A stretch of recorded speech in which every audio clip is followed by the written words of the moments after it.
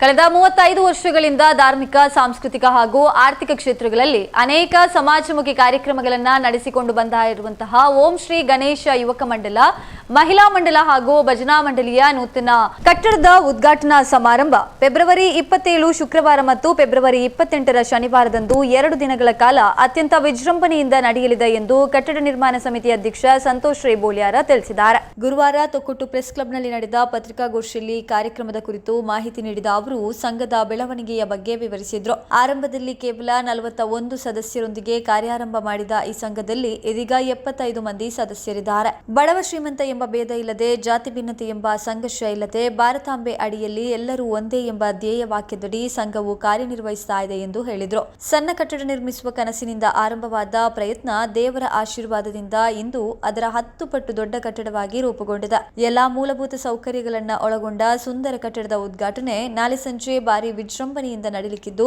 ಈ ಸಮಾರಂಭಕ್ಕೆ ಎಲ್ಲಾ ಧರ್ಮದ ಜನರು ಭಾಗವಹಿಸಲಿಕ್ಕಿದ್ದಾರೆ ಎಂದರು. ಅಧ್ಯಕ್ಷರಾದ ಜಗದೀಶ್ ಕೋಟ್ಯಾನ್ ಪಾನೇಲ ಮಾತನಾಡಿ, ಫೆಬ್ರವರಿ 27 ಶುಕ್ರವಾರ ಸಂಜೆ 4 ಗಂಟೆಗೆ ಪಡೀಲ್ನಿಂದ ನೂತನ ಕಟ್ಟಡದವರೆಗೆ ಭವ್ಯ ಶೋಭಾಯಾತ್ರೆ ನಡೆಯಲಿಕ್ಕಿದೆ.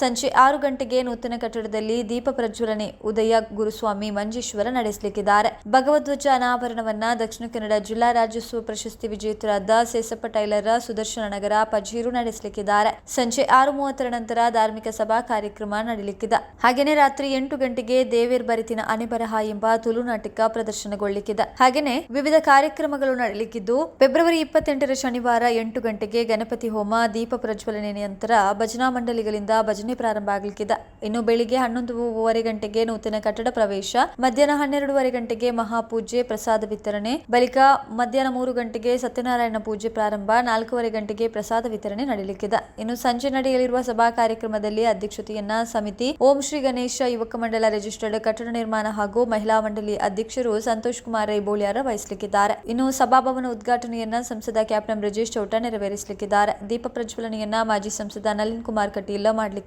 ಇನ್ನು ಪ್ರಧಾನ ಕಾರ್ಯದರ್ಶಿ ನಿತಿನ್ ಪೂಂಚಾ ಪಾನೇಲ ಬರಿಕೆ ಪತ್ರಿಕಾಗೋಷ್ಠಿಯಲ್ಲಿ ಉಪಸ್ಥಿತರಿದ್ದರು. ಕಟ್ಟಡದ ಪ್ರಥಮ ದೀಪ ಪ್ರಜ್ವಲನೆ ಮಾಡುವವರು ಉದಯ ಕುಮಾರ್ ಸ್ವಾಮೀಜಿ ಮಂಜೇಶ್ವರ, ಉದಯ ಗುರುಸ್ವಾಮಿ ಮಂಜೇಶ್ವರ. ಭಗವಧ್ವಜ ಅನಾವರಣ ಮಾಡುವವರು ಸೇಸಪ್ಪ ಟೈಲರ್, ಸುದರ್ಶನ ನಗರ, ಕರ್ನಾಟಕ ದಕ್ಷಿಣ ಕನ್ನಡ ಜಿಲ್ಲಾ ರಾಜ್ಯೋತ್ಸವ ಪ್ರಶಸ್ತಿ ಪುರಸ್ಕೃತ. ಹಾಗೆ ನಾಟಕ ದೇವೇರ್ ಬರಿನ ಬರವು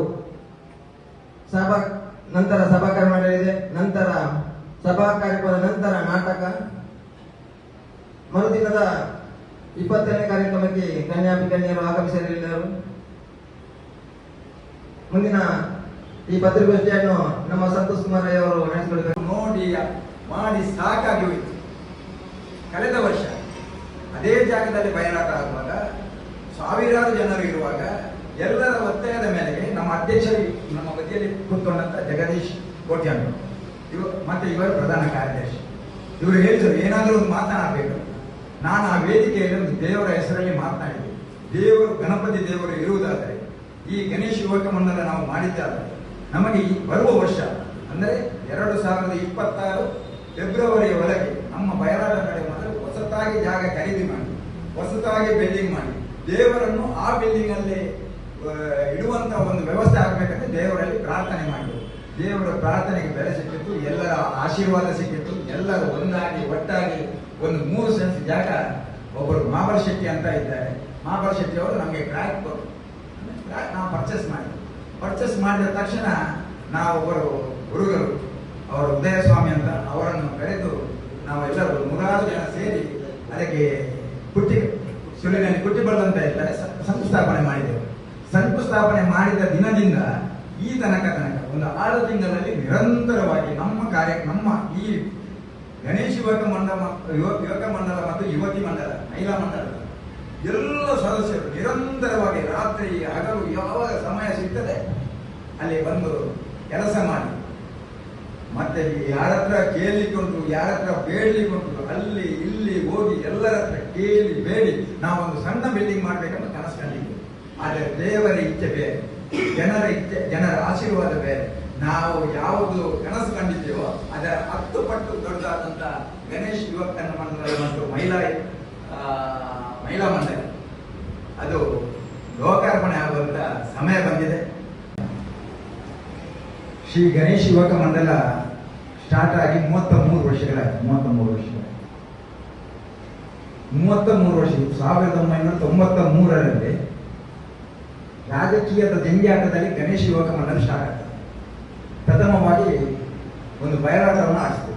ನಮ್ಮ ಹಿರಿಯರು ನಮಗೆಲ್ಲ ಮಾರ್ಗದರ್ಶಕರಾದಂಥ ಸುಧೀರ್ ಮತ್ತು ಕೋಚರ್ನಾಳ್ ಅವರ ಮಾರ್ಗದರ್ಶನದಲ್ಲಿ ಪ್ರಥಮ ಅಧ್ಯಕ್ಷನಾಗಿ ತಾನು ಸ್ಟಾರ್ಟ್ ಮಾಡಿದಂಥ ಆವಾಗ 41 ಮಂದಿ ಮೆಂಬರ್ಸ್ ಇದ್ದಾರೆ. 41 ಮಂದಿ.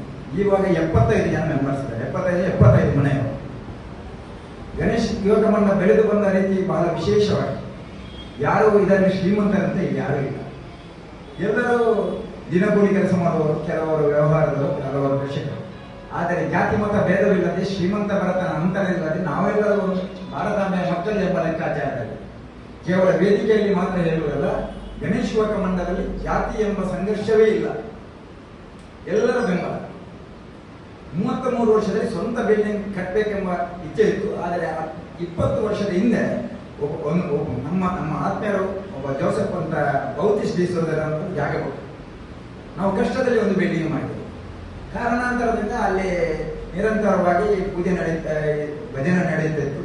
ವರ್ಷಕ್ಕೆ ಒಂದು ಸಾರಿ ದೇವಿಯ ಬಯಲಾಟ ನಡೀತಾ ಇತ್ತು. ಅಷ್ಟಮಿಯ ಕಾರ್ಯಕ್ರಮ ನಡೀತಾ ಇತ್ತು. ಆದರೆ ಕಾಲ ಕಳೆಯುತ್ತಾ ಬಂದಂತೆ ಆ ಜಾಗದಲ್ಲಿ ಸಮಸ್ಯೆ ಬರಲಿಕ್ಕೆ ಸ್ಟಾರ್ಟ್ ಆಯಿತು. ಬಂದಾಗ ಜಾಗದವರು ಸ್ವಲ್ಪ ವಿರೋಧ ಮಾಡಿದ್ದಾರೆ. ಏನು ವಿರೋಧ ಮಾಡಿದರೆ, ನಮಗೂ ಸಮಸ್ಯೆ ಉಂಟು, ನೀವು ಇಲ್ಲಿಂದ ಬಿಟ್ಟು ಬೇರೆ ಎಲ್ಲಾದರೂ ಸೇರಿತು. ನಾವು ಏನು ವಿರೋಧ ಮಾಡದೆ ದೇವರ ಮೇಲೆ ಭಾರ ಇಟ್ಟು ನಾವು ಎಲ್ಲಾದರೂ ಜಾಗ ಅತ್ಯಂತ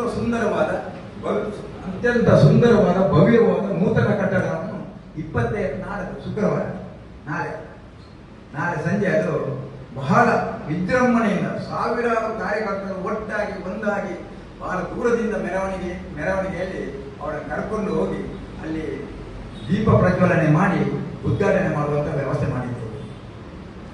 ಒಂದು ತಿಂಗಳಿಂದ ಆ ಸಣ್ಣ ಮಕ್ಕಳಿಂದ ಹಿಡಿದು 80ರ ಹರೆಯದ ಆ ವೃದ್ಧರು ಕೂಡ ಅಲ್ಲಿ ಕೆಲಸ ಮಾಡುವುದನ್ನು ನೋಡುವುದಾದರೆ ನಮ್ಮ ಭಾರತ ದೇಶದಲ್ಲಿ ಈ ರೀತಿಯ ಕೂಡ ಒಂದು ಒಕ್ಕೂಟ ಇದೆ ಎಂಬುದನ್ನು ನಾವು ನೋಡಿ ಖುಷಿ ಆಗ್ತದೆ. ಎಲ್ಲ ಹೆಣ್ಮಕ್ಳು ತನ್ನ ಕೆಲಸ ಮುಗಿಸಿ ರಾತ್ರಿ ಬಂದು ಅಲ್ಲಿ ಕೆಲಸ ಮಾಡುವುದನ್ನು ನೋಡುವುದಾದರೆ ಈ ರೀತಿಯ ವ್ಯವಸ್ಥೆ ರಾಮರಾಜ್ಯ ಕಾಣಬೇಕೆಂಬ ಆಸೆ ಗಾಂಧೀಜಿಯವರು ಕಂಡಿದ್ದರು. ಅದೇ ರಾಮರಾಜ್ಯ ಅಂತ ಕಾಣ್ತಾ ಇದೆ. ಮತ್ತೊಂದು ಕಡೆಯಲ್ಲಿ ಈ ಕಾರ್ಯಕ್ರಮಕ್ಕೆ ಎಲ್ಲರನ್ನು ಕರೆಯಿತು.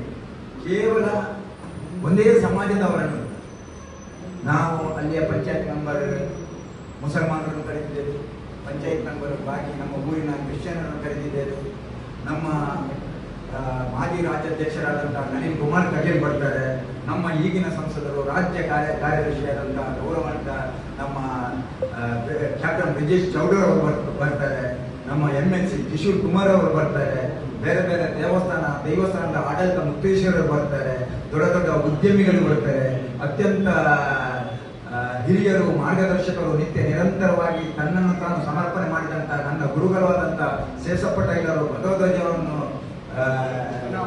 ಅನಾವರಣ ಮಾಡಿ ಬರ್ತಾರೆ. ಇದನ್ನು ನೋಡುವಾಗ, ಇದನ್ನು ಕೇಳುವಾಗ ಇಡೀ ಊರಿಗೆ ಒಂದು ನಾಡು ಹಬ್ಬದ ಒಂದು ವ್ಯವಸ್ಥೆಯಾಗಿ ಆಗಿದೆ. ನಿನ್ನೆ ಸಂಜೆ ರಾತ್ರಿ ಒಂದು 8 ಗಂಟೆಗೆ ನಾನು ಅಲ್ಲಿ ಹೋದಾಗ 100 ಮಕ್ಕಳು ಕೆಲಸ ಮಾಡುವುದನ್ನು ನೋಡುವಾಗ ಅತ್ಯಂತ ಖುಷಿ ಆಯಿತು. 2 ದಿವಸವೂ ನಿರಂತರವಾದ ಅನ್ನಪ್ರಸಾದ ನಡೆಯಲಿಕ್ಕುಂಟು, ಬೇರೆ ಬೇರೆ ಕಾರ್ಯಕ್ರಮಗಳು ನಡೆಯಲಿಕ್ಕುಂಟು, ಸಾಂಸ್ಕೃತಿಕ ಕಾರ್ಯಕ್ರಮಗಳು ನಡೆಯಲಿಕ್ಕುಂಟು, 2 ದಿವಸ ಧಾರ್ಮಿಕ ಸಭೆಗಳು ನಡೆಯಲಿಕ್ಕುಂಟು. ಅಲ್ಲಿ ವಿಶೇಷ ಅಂದರೆ ಈ ಗಣೇಶ ಯುವಕ ಮಂಡಲದಲ್ಲಿ ಗಣಪತಿಯ ಶಕ್ತಿ, ವಿಶೇಷವಾದ ಗಣಪತಿಯ ಶಕ್ತಿ